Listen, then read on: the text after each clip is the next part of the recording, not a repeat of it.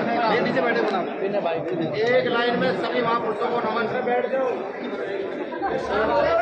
आभार उन साथियों का भी संगठन के जो यहाँ है या हमारी पार्टी के जो लोग हैं,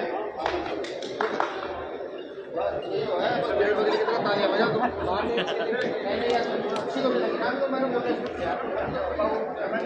आभार उन साथियों का भी तो यहाँ आकर भी पूरा अनुशासन भंग किए हुए हैं। तो यहाँ के लोकल हैं, इनको ये नहीं पता कि बिहार से, दिल्ली से, उत्तर प्रदेश से लोग आए हैं जो अपनी अलग अलग टोली बना करके मूवमेंट को चलाने का काम कर रहे हैं। उन साथियों का भी आभार और आभार उनका भी जो सुबह से यहाँ भूखे पेट पड़े हैं और समर्पण की भावना से सुन रहे हैं, बोल रहे हैं, उन सभी का भी आभार। भाई ये समाज है, जैसे कहते हैं कि पांचों में एक साथ नहीं हो सकती, तो मुझे भी ये महसूस होता है बार बार ये जो समाज है इसको एकजुट करने में ना जाने कितने समय लगेगा, ये नहीं पता। भाई तथागत बुद्ध से अगर ले ले, साहब काशीराम तक ले आए तो ना जाने कितने महापुरुष जो है ना बलि चढ़े हैं मूवमेंट को यहाँ तक लाने में। और हमारा कार्यकर्ता 5 से 7 घंटे के अंदर सूख जाता है। मैंने कई बार मैं अपने वक्तव्यों में कहता हूँ कि जहाँ अनुशासन नहीं वहाँ शासन नहीं। वो प्रयास कीजिए, जो मर्जी कर लीजिए, नहीं हो सकता। सीधा सीधा समझिए लड़ाई किससे है। मनीषा वाल्मीकि याद होगा कि भारत के अंदर पहली बार बलात्कारियों के पक्ष में सभा हुई थी और यहाँ की मौजूदा सरकारें, मौजूदा नेता मौन थे। आज वही समय है, वो जो 9 साल का बेटा वहां मरा है और जिसने मारा है उसके पक्ष में वहां उसका समाज बैठ करके सभाएं करता है। और हमारे लोगों से तात्पर्य लीजिएगा जो संविधान में विश्वास रखते हैं, जो चाहते हैं कि इस देश में एकता अखंडता हो, जो ये सोचते हैं कि यहाँ का जो सर्वहारा समाज है, जो सदियों से पीड़ित रहा है, उसको भी अधिकार है ऊपर की ओर बढ़ने का। क्या वो लोग जो खुद को समझते हो कि वो प्रगतिशील लोग हैं, ऐसे सब लोगों के लिए ये शर्म की बात है कि जाति के नाम पर हत्या करने वालों के पक्ष में सभाएं होती हैं, बलात्कार करने वालों के पक्ष में सभाएं होती हैं। और सिर्फ आज इस आंदोलन को पूरे देश के अंदर, वो चाहे विभिन्न पार्टियों के लोग क्यों ना हो, राजस्थान के अंदर भी अनुसूचित जाति के व्यक्ति ने अपना इस्तीफा दिया। किसी स्वर्ण में इतनी हिम्मत नहीं थी कि वो भाई के छोटे बच्चे के पक्ष में इस्तीफा नहीं। ये भारत का इतिहास है, भारत की राजनीति इस पर है, भारत की सामाजिक आर्थिक राजनीतिक व्यवस्था इसी पर है। बाबा साहब अम्बेडकर लिखते हैं कि भारत का इतिहास बौद्धों और सनातनियों के बीच का युद्ध है और कुछ नहीं है। ये सत्यता है, हकीकत है। जो भी व्यक्ति एजुकेशन की ओर बढ़ता है इस भारत के अंदर, वो किसी जात की, धर्म की, बिरादरी का चुना हो, जब वो इतिहास में जाता है ये सोचता है कि उसको सिर्फ और सिर्फ अगर सत्य कहीं दिखाई देता है तो या तो उसको सत्य फूले साहब अम्बेडकर में दिखाई देता है, या उसको सत्य बुद्ध रहता है तो कबीर में दिखाई देता है। सिर्फ हमें समझना पड़ेगा ये व्यवस्था जो छिन्न भिन्न इस देश में की गई है, सिर्फ राजनीति के आधार पर भारत का ध्रुवीकरण किया गया है, भारत माता की जय जय कह करके इस देश को तोड़ा गया है, ये हमें समझना पड़ेगा। वो जो 9 साल के बच्चे की जो हत्या हुई है, ये कोई ज्यादा बड़ी बात नहीं है। वो लोग सुने मुझे जो याचित की करिए कह रहे थे मुख्यमंत्री बना देंगे, प्रधानमंत्री बना देंगे, क्योंकि सब जानते हैं मेरा रतन सिंह झूठ के सारे नहीं चलता। अगर उसको एक कदम चलना है तो सिद्धांतों के साथ, जो उसने पढ़ा है सिद्धांतों के साथ कदम बढ़ा दे और सच के साथ कदम बढ़ा दे। करिए कह रहे थे कि नहीं हम ये बना देंगे, हम वो बना देंगे, ये मिथ्या है, झूठ है। क्योंकि जो समाज अपने अंदर अपने महापुरुषों के सिद्धांत पैदा नहीं कर सकता, क्या वो राजा बनने लायक है? और अगर कल वो राजा बन भी गया तो राजपाट चलाएगा कैसे? सवाल ये भी खड़ा। तरह तरह के उदाहरण है, दिल्ली का भी उदाहरण है और प्रदेशों के उदाहरण है, जहां जहां आप लोगों को इकट्ठा करके खुद का शासन स्थापित कर देना। लोकतंत्र के अंदर सिरों की संख्या जितनी है उन लोगों का राज होता है। आपने देखा नहीं, इस देश के मुखिया, हमारे प्रधानमंत्री, मैं कहूं मेरे प्रधानमंत्री, इस देश के प्रत्येक व्यक्ति के प्रधानमंत्री, इस देश के जानवरों का भी प्रधानमंत्री, चीख चीख कर ये कहता है कि मैंने चाय बेची। हालांकि आज तक किसी चाय बेचने वाले का भला किया हो तो पता लगे।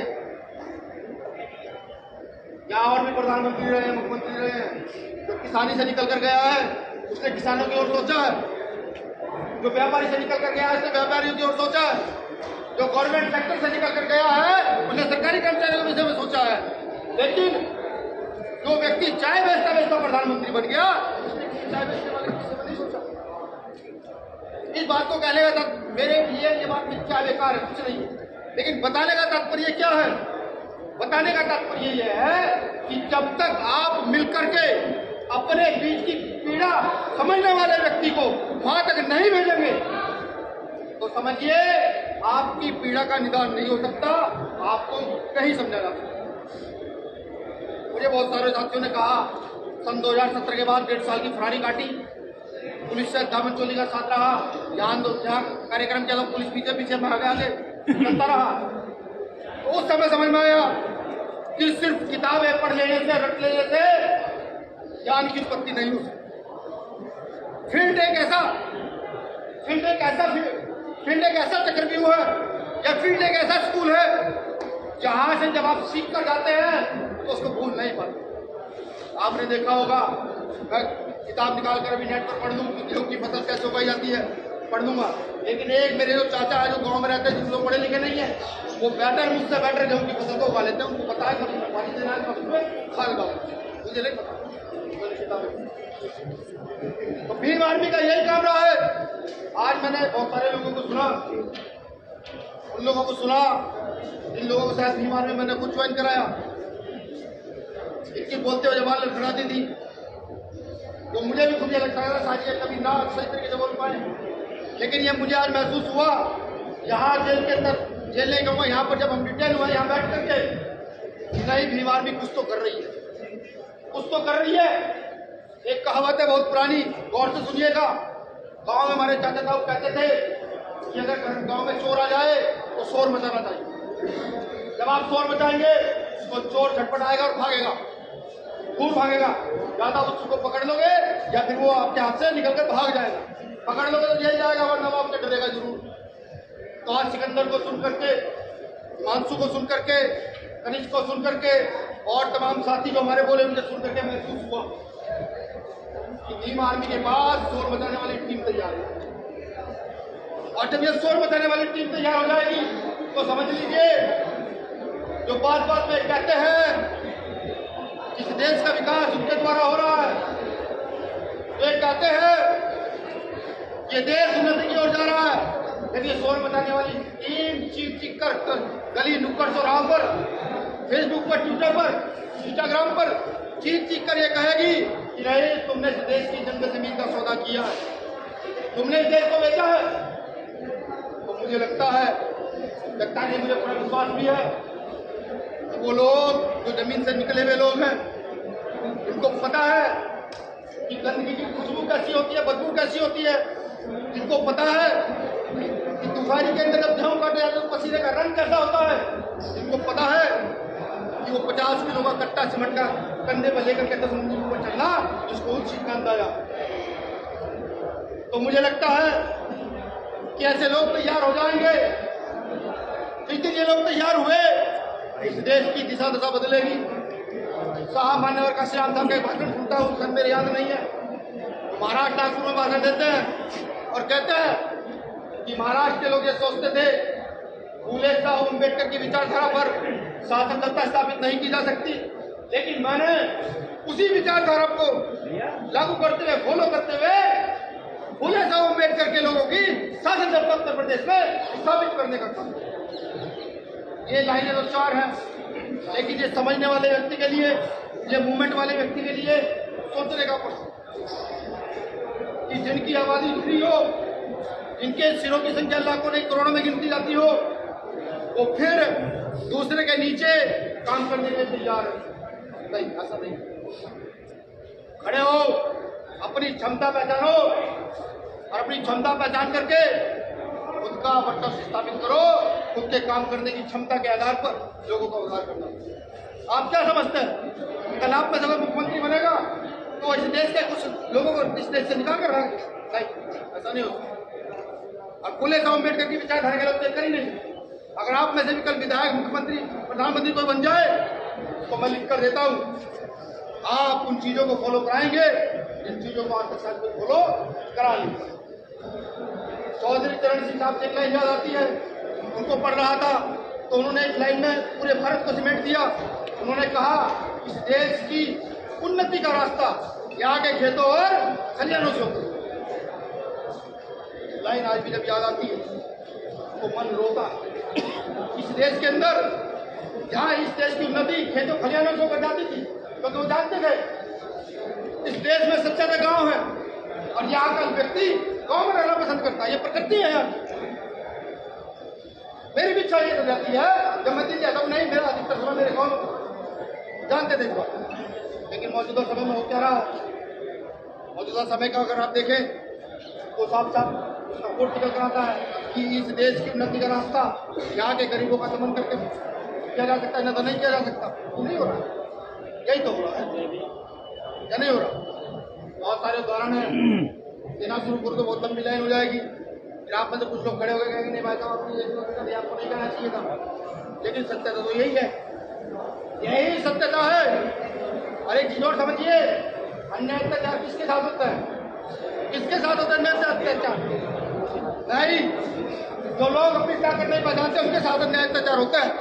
जो लोग अपनी ताकत जानते हैं उनके साथ अन्याय अत्याचार नहीं होता।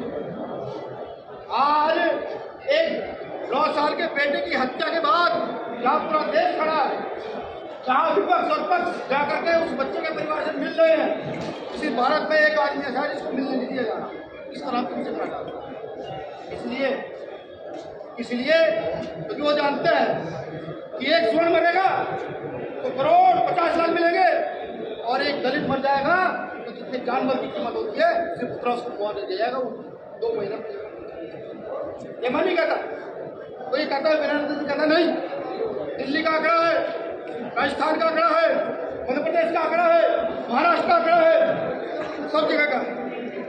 तो हमें समझना पड़ेगा वो लोग जो इस देश के विषय में सोचते हैं, वो लोग जो ये समझते हैं देश की उन्नति हो, वो लोग जो ये मानते हैं इस देश के अंदर गैर बराबरी होनी चाहिए, क्या वो लोग जो मुझे मिलकर ये कहते हैं नहीं यार तुम्हारे समाज से बदबू आती है, तुम आते हो तो बदबू आती है, वो लोग भी सोचे कि जब तक इस देश के अंदर वो व्यक्ति जो सबसे नीचे के पायदान पर है, इसको एक टाइम का खाना छुटाना पड़ता है, जब तक वो व्यक्ति अपने आप को सुरक्षित महसूस न करने लगे, वो व्यक्ति की अगर आज मजदूरी नहीं लगी तो उसे शाम के खाने की चिंता ना हो, जब तक उन लोगों को सिक्योरिटी फील न हो जाए इस देश की प्रगति होगी। क्या कहा जाता है, मैं कहता हूँ इस देश में 2 समस्याएं हैं, एक तो इस देश का जवान और दूसरा इस देश का किसान। ये 2 समस्याएं हैं और इनकी भी क्या समस्या है? इस देश में आप शिक्षा और चिकित्सा का एकीकरण कर दीजिए, शिक्षा और चिकित्सा बिल्कुल फ्री होगी, वो चाहे यहाँ के मुख्यमंत्री का बेटा हो, वो चाहे यहाँ के देखिए परिवर्तन क्यों नहीं होता, हो जाए। लेकिन समझिए, जानिए, सोचिए कि जो लोग मेहनतकश लोग हैं, जो लोग आडंबर को ठोकर मारते हैं, जो मेहनत को अपना कर्म समझते हैं, वो लोग जब सीखना स्टार्ट करेंगे ना, उस देश की सारी व्यवस्थाएं जल जंगल जमीन से लेकर संसाधन तक उन लोगों के अधीन होंगे जो आडंबर को छोड़कर मेहनत पर छोड़कर। मैं बार बार एक लाइन कहता हूँ कि मेहनत किस्मत को ठोकर मारती है। तो कोई ये कहता होगा नहीं मेरी किस्मत बहुत उज्जवल है, तो मेहनत करने वाला आदमी किस्मत को धोखा दे सकता है, बिल्कुल दे सकते। हम और बढ़े चले तो आज मौजूदा समय में जहाँ भी आदमी का अपना एक वजूद, अपना एक नाम है, आज पूरे देश के साथ साथ विदेशों में बीमार भी को जाना जाता है। जब कभी गलत हो जाता है तो अमेरिका से, कभी फ्रांस से, कभी लंदन से फोन आते हैं, भाई उस प्रदेश के उस जिले के गाँव में ये गलत हो गया, आपने क्या प्रतिक्रिया? वो लोग मुझसे पूछते हैं जैसे मैं कोई बहुत बड़ा का व्यापारी हूँ या बहुत बड़ा समाजसेवी हूँ या फिर कोई मंत्री नेता हूँ। जवाब में जब उनसे बात होती है तो पता ये लगता है कि सर आपसे बात करके सच्चाई का पता चलता है, बस इसलिए आपको लोगों को फोन किया था, इससे कुछ नहीं। तो कहने का मतलब ये है कि भीम आर्मी का अपना एक वजूद, अपना एक नाम देश के लोग भीम आर्मी को। तो यहाँ के कार्यकर्ता किसी दूसरे पर टिप्पणी करने से पहले खुद के अंदर सिद्धांत पैदा करें, फूले साहब अम्बेडकर के सिद्धांत पैदा करें, क्योंकि जब कार्यकर्ता में सिद्धांत पैदा हुए हैं इस देश में व्यवस्था बदली है, बिल्कुल बदली है। बाबा साहब अम्बेडकर ने बदली, तथागत बुद्ध ने बदली, सिद्धांत के आधार पर बदली, साहब काशीराम साहब ने बदली सिद्धांत के आधार पर। जो महिला यहाँ बैठी हुई है क्या समझते हैं, इनको कोई अधिकार थे? यहाँ हमारे बराबर में मेरी बहन बैठी हुई है, क्या इनको कोई अधिकार थे? नहीं। ये बाबा साहब अम्बेडकर की देन है कि यहाँ सबको समान अधिकार देकर बाबा साहब अम्बेडकर को मानने वाले लोग हैं, दो लोग उनमें विश्वास रखते हैं, दो लोग उनकी व्यवस्था को आगे बढ़ाना चाहते हैं। ये उनको सोचना है कि हमें जो है बाबा साहब का कथन लोगों को याद कराना या फिर वही गुलामी का जीवन जीना है दूसरे। मैं खुद की बात करूं तो मेरा काम है लोगों को तैयार करना और तैयार कर रहा हूं। 22 से 24 राज्यों में भीम आर्मी का सपना संगठन है और कम से कम 3 से 65 लीडर ऐसे वहां पर है, इनका अपना वजूद, अपना कद है उनके प्रदेशों के अंदर। जहाँ मेरी कोई भाषा नहीं जानता, मैं उनकी भाषा नहीं जानता, आप भीम आर्मी का अपना वजूद। लेकिन दिल्ली के लोगों से बार बार कहता हूँ कि दिल्ली के लोग सिर्फ और सिर्फ 500 लोग तैयार कर ले, सिर्फ और सिर्फ 500, जिसमें 50 व्यक्ति पर डे आंदोलन करने के लिए तैयार रहे। भारत के किसी कोने में गलत हो, चाहे झंडा लिखे आज से ही और खड़े हो जाए सड़क पर लिए आज इसके खिलाफ मैं देता हूँ, सरकार की नाक में कीड़ा आ जाएगा। आज ये जो हम आंदोलन कर पा रहे हैं, कहीं ना कहीं इसके पीछे सोशल मीडिया का बड़ा हाथ है कि 1 घंटे में हमारी सूचना वायरल होती है, हमारे साथी तो पहुंचती है और दूसरे घंटे में तो सभी साथी अपने आप को अग्रेसित करें, आगे की ओर बढ़ाएं, खुद को लीडर समझे कि आप लीडर हैं। अगर आपका सीनियर लीडर आपके साथ नहीं है तो कोई भी आंदोलन में नेतृत्व करने की खुद में बिल्कुल।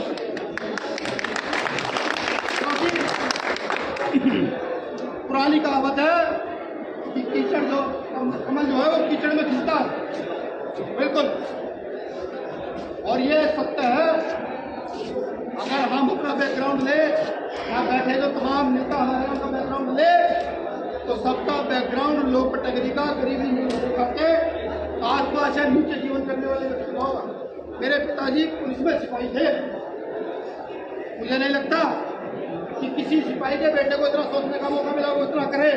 सिपाही के बेटे को ये लगता होगा कि नहीं मैं भी तैयारी करूँ, जल्दी सिपाही बन जाऊँ और शादी कराऊँ और खुश रहूँ, लोगों को बताऊँ मैं पुलिस वाला। ये मैंने किया। ऐसे आप सब लोगों में भी होंगे, कोई सफाई कर्मचारी होगा, कोई किसी छोटी मोटी दुकान होगी, कोई छोटा मोटा काम करता होगा।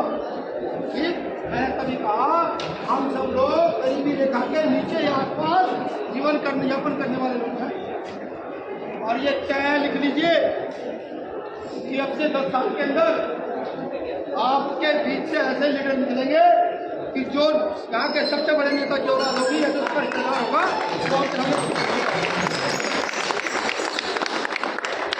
जहाँ मेरा समाज उखाड़ के डंडे से भाग जाया करता था, आज वहाँ मेरा समाज आंखों में आंखें डाल के बात करके पूछता है ये गलत हुआ है, उस पर कार्रवाई होगी या ये मेरे लिए गलत हुआ।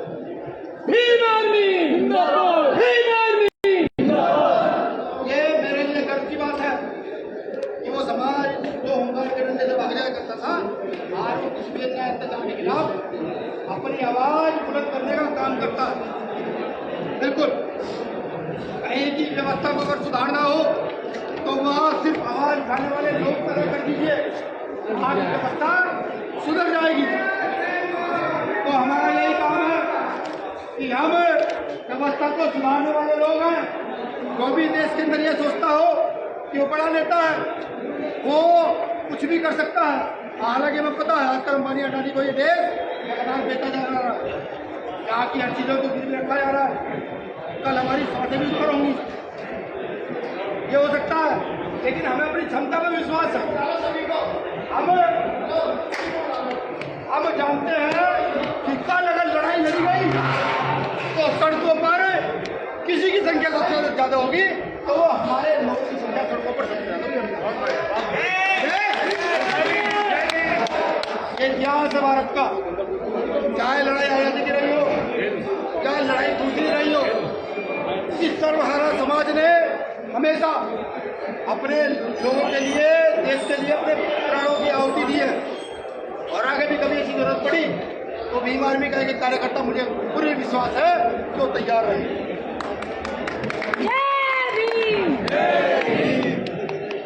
ये छोटे भाई इंद्र मेघवाल का आंदोलन अभी आगे बढ़ना है, ये यहीं का सीमित नहीं है। आज तो सिर्फ हमें डिटेन किया गया, हो सकता है कल लाठीचार्ज हो सकता है परसों में जेल जाना पड़े, तो सब लोग कमर कस लीजिएगा। जिनको लगता हो भय या घर की परेशानी हो तो क्या बता दीजिएगा फोन करके, भैया देखिए मैं नहीं आ पाऊंगा। बीच से तो जी सही बात, बिल्कुल भी, क्योंकि एक चीज मन में बिठा लो। बाबा साहब कहते थे कि गलत करने वाले से गलत सहने वाला ज्यादा गुनाहगार होता है। तो शोषण सहना नहीं है किसी कीमत पर। आंदोलन में साधते होती है, कोई नई बात नहीं है, सब में होती है। हो सकता है कल हम में से किसी की साधत हो जाए, घबराना नहीं। आंदोलन को चलाना है उसी तरीके से जैसे फूले साहब अम्बेडकर ने इस आंदोलन को चलाकर यहाँ तक पहुँचाया। हम भी पूरी ताकत से लड़ाई। हमारी लड़ाई समता, समानता, एकता, बंधुत्व की है। हमारी लड़ाई सत्तात्मक प्रणाली के खिलाफ है। हमारी लड़ाई पुरुष सत्तात्मक प्रणाली के खिलाफ है। हमें बराबरी चाहिए, बराबरी के लिए हमारी लड़ाई है। इस लड़ाई को हम सफल करते।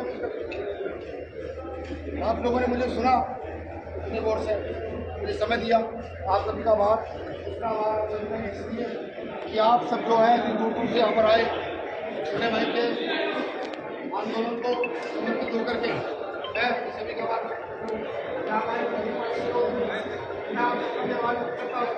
आप सब लोगों ने भी न्याय के लिए आवाज को आभारी हूँ। आप लोगों का, तमाम प्रशासनिक लोगों का भी जो अपने मन में दर्द लिए गए हैं कि अब देश में गलत होगा तो बर्दाश्त। जय